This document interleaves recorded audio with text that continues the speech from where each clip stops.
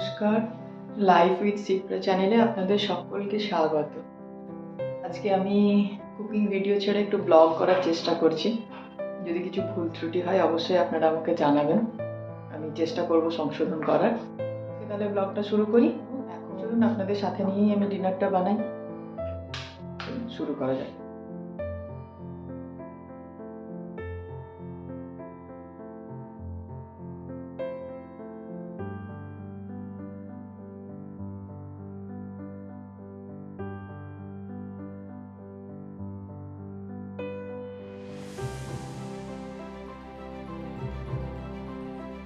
আপনারা দেখলেন যে আমি মাছটা সেদ্ধ করতে বসিয়েছি। আমি আজকে কি বানাবো ডিনারে বলুন তো? চলুন পুরো ভিডিওটা দেখে আপনারা ঠিক বুঝতে পারবেন কি বানাচ্ছি। মাছটা আমার সেদ্ধ হয়ে গেছে, আমি এটা অফ করে নেব। মাছটা সেদ্ধ হয়ে গেছে, এবার আমি মাছটা তুলে রেখে নিচ্ছি।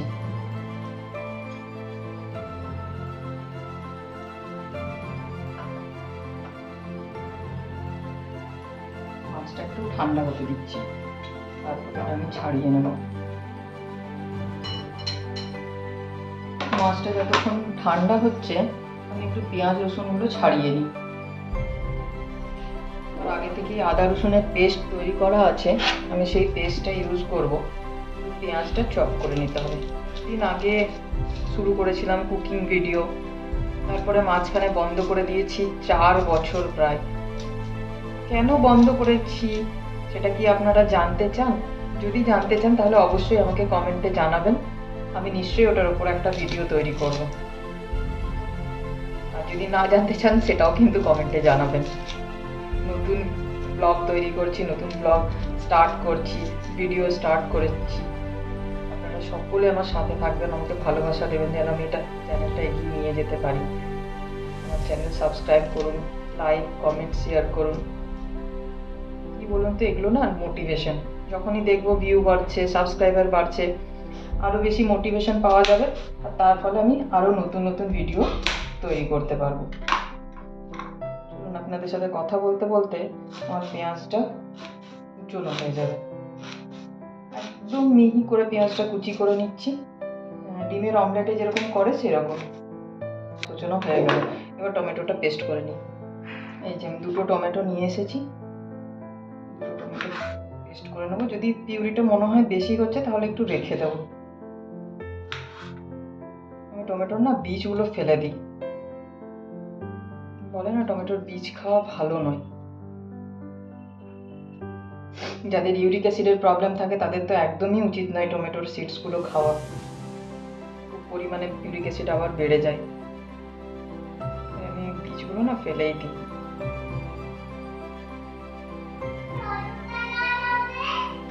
অনেকটা চা খাবো, ও রান্না করছে। আচ্ছা আমি একটু পরে যাচ্ছি।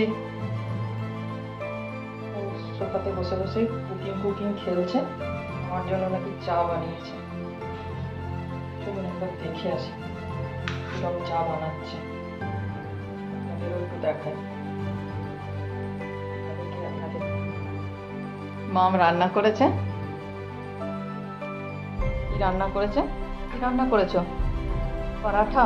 না পরাঠা নয়, লুচি আর চা। রুটি তো গোল হয়নি, রাউন্ড হয়নি, সার্কেল হয়নি, রুটি ট্রায়াঙ্গেল হয়ে গেছে।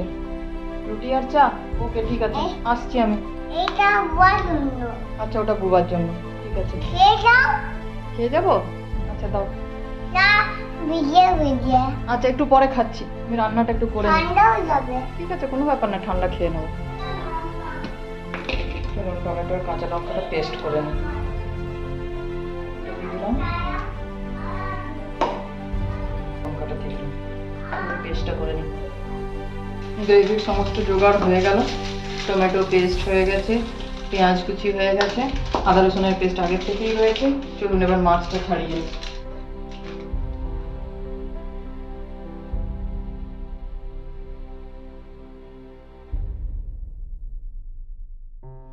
এই দেখুন মাছ আমার ছাড়ানো হয়ে গেছে, মাছ আমি ছাড়িয়ে নিয়েছি। এবার একটু আলু দেবো এর সাথে। চলুন আলুটা কেটে নিই। বলুন তো কি বানাচ্ছি, এখনো কি বুঝতে পেরেছেন? আচ্ছা দেখা যাক, পুরো ভিডিওটা দেখুন। চলুন আলুটা কেটে নিই। আলুটাও কেটে নিচ্ছি। একটু ছোট ছোট করে কাটবো যাতে ভাজলেই সেদ্ধ হয়ে যায়। এখন যদিও নতুন আলু, অতটা টাইম লাগবে না সেদ্ধ হতে। হয়ে গেছে কাটা, এবারে চলুন রান্নাটা বসাই। বলো। আচ্ছা খাবো। তরকারি মামা যা মেশানো নয়। চা মেশানো না, ঠিক আছে আলাদা করে। চা তরকারি দিলে তো খুব টেস্টি। চলো এবার আমি রান্নাটা করি।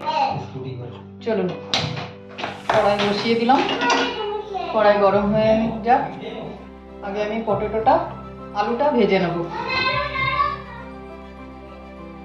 তেল দিয়ে দিলাম। আচ্ছা, ওর বাবাকে বুবা বলে, আপনারা হয়তো জানেন না, ওর বাবাকে বুবা বলে। তেল দিয়ে দিলাম। এবার একটু তেলটা গরম হয়ে যাক, দিয়ে দিচ্ছি আলু।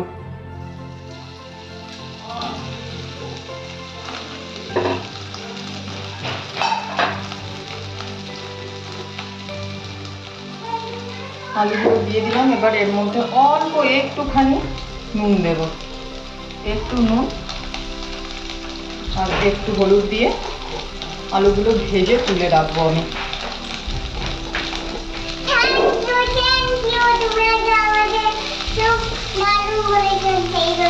আমি কি বলেছি মা?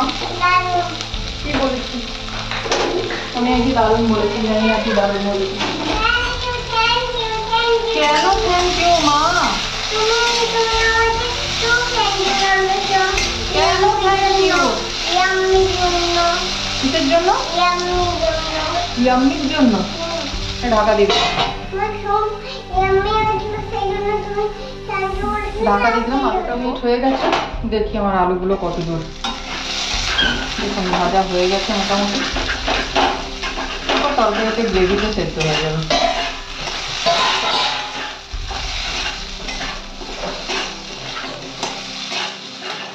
এবার আলুগুলো আমি তুলে রেখে নিচ্ছি। 80% মতো সেদ্ধ হয়ে গেছে।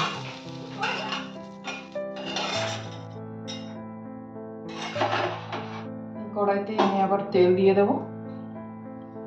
এতে দিয়ে দিচ্ছি তেল।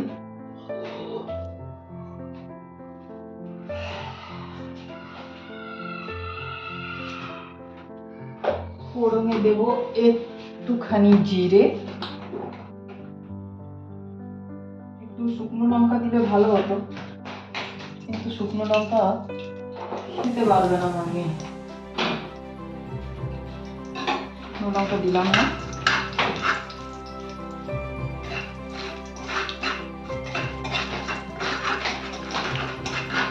একটু ফোড়নটা ভাজা ভাজা হলে পেঁয়াজটা দিয়ে দেবো। যে পেঁয়াজটা কুচিয়ে রেখেছিলাম সেটা দিয়ে দিলাম। পেঁয়াজটা এবার ব্রাউন করে ভাজতে হবে। দেখুন পেঁয়াজটা লাল লাল হয়ে গেছে, পেঁয়াজ ভাজা হয়ে গেছে। এবার এর মধ্যে দিয়ে দেবো। বলো তোমার বক্তব্যটা রাখো। এই যে তুমি বলছিলে আলুগুলো কোথায় যাবে, আলুগুলো আর কোথায় যাবে? ওদের তো পা হাত নেই, কড়াইতে দিও, ওদিকে হ্যাঁ, দিয়েছো, হ্যাঁ। কড়াইতেই থাকবে বেচারারা। আচ্ছা, এই কমেন্টটা না করলেও পারতে। দিয়ে দিলাম আদা রসুনের পেস্ট, দেবো কাঁচা লঙ্কা আর টমেটোর পিউরিটা। একটু বেশি করে টমেটোটা দিলাম, পুরোটাই দিয়ে দিলাম টমেটো।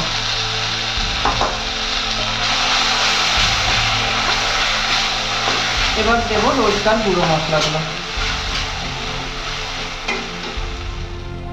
দিয়ে দিচ্ছি একটু কাশ্মীরি মির্চ পাউডার, অল্প একটু দিলাম কাশ্মীরি মির্চ পাউডার।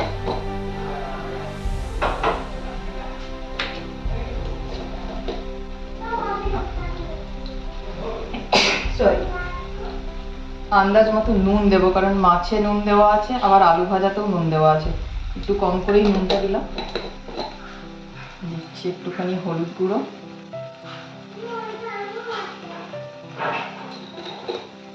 জিরে গুঁড়ো,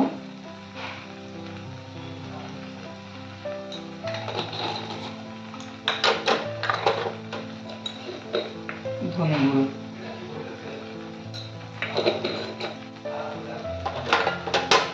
মশলা দেওয়া হয়ে গেছে। এবার এগুলো ভালো করে কষতে হবে। একটুখানি জল দিয়ে কষাবো আমি।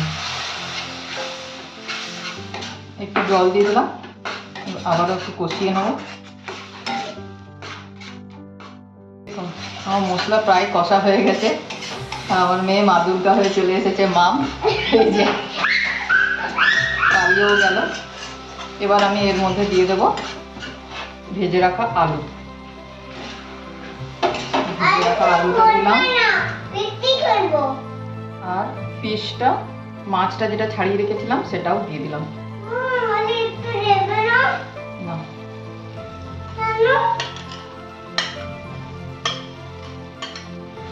এবার এটাকে আরেকটু কষিয়ে নেব। ভালো করে মিক্স করে নিতে হবে মশলাটা, সরি মাছটা মশলার সাথে ভালো করে মিক্স করে নিতে হবে। ওটা ফ্রিজে রেখে দাও মা, ওটা ফ্রিজে রেখে দাও তো। হোল্ড করা হয়ে গেছে। দেখুন মশলাটা খুব ভালোভাবে আমার মাছটার সাথে লেগে গেছে। এবার আমি এটার মধ্যে দিয়ে দেবো জল। পরিমাণ মতো জল দেবেন, আপনারা যেমন গ্রেভি পছন্দ করেন সেরকমভাবে জলটা দেবেন। আমি একটু গ্রেভি গ্রেভি করবো, তাই জলটা একটু বেশিই দিচ্ছি।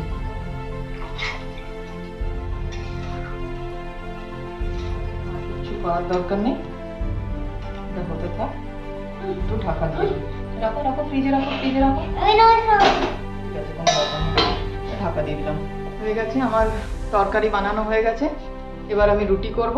চলুন রুটিটা করে নিই, তাহলে আমার ডিনার রেডি। ব্যাস, খেলেই হবে। আচ্ছা, আমার একটা জিনিস মনে হয়, আপনাদের মনে হয় কিনা বলবেন, আমরা রান্না করি এতক্ষণ সময় ধরে, এতটা টাইম ধরে রান্না করি, খাই কতক্ষণ? 10 মিনিটে। কিরকম অদ্ভুত জিনিস! 2 ঘন্টা রান্না করতে টাইম লাগে আর খেতে টাইম লাগে 10 মিনিট। মানে 2 ঘন্টা তুমি আপনি পরিশ্রম করুন, 10 মিনিটে ব্যাস শেষ। চলুন রুটিটা করা যাক।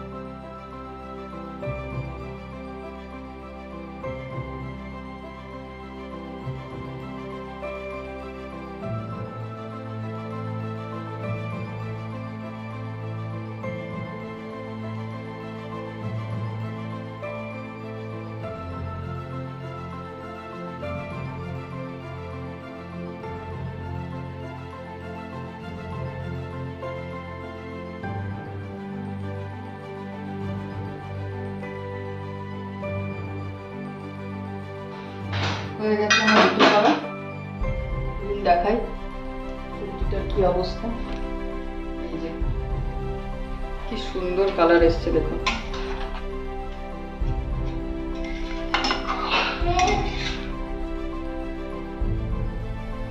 সেদ্ধ হয়ে গেছে। এরপর এর মধ্যে দিয়ে দিচ্ছি একটু ধনেপাতা,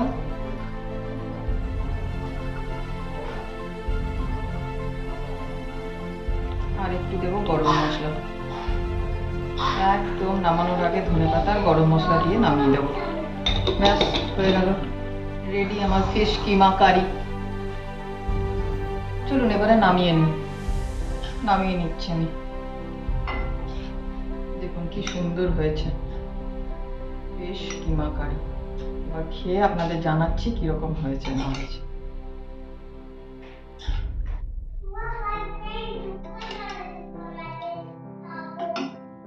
একটু খেয়ে বলো কেমন হয়েছে। মাম খাও, বুয়া ছিঁড়ে দিচ্ছে। খাও, খেয়ে বলো কেমন হয়েছে। গরম কিন্তু।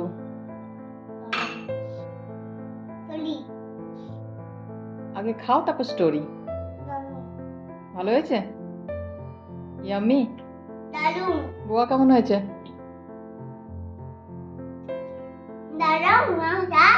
আচ্ছা দাঁড়ায়, বুয়া খাক। ইয়াম্মি, সত্যি খুব ভালো হয়েছে। জানবে না চলো। দারুন। চলুন, তাহলে আমি পেয়ে গেছি আমার সার্টিফিকেট। ভালো হয়েছে নাকি? খুব। আমিও খেয়ে নিই, এবারে ডিনারটা করে নিই। আজকের ব্লগ যদি আপনাদের ভালো লাগে, আমার ভিডিও যদি আপনাদের ভালো লাগে, তো অবশ্যই আমার চ্যানেল সাবস্ক্রাইব করবেন, ভিডিও লাইক কমেন্ট শেয়ার করবেন। যদি কিছু ভুল ত্রুটি থাকে সেটাও আপনি আমাকে কমেন্টে জানাবেন আপনারা। ধন্যবাদ।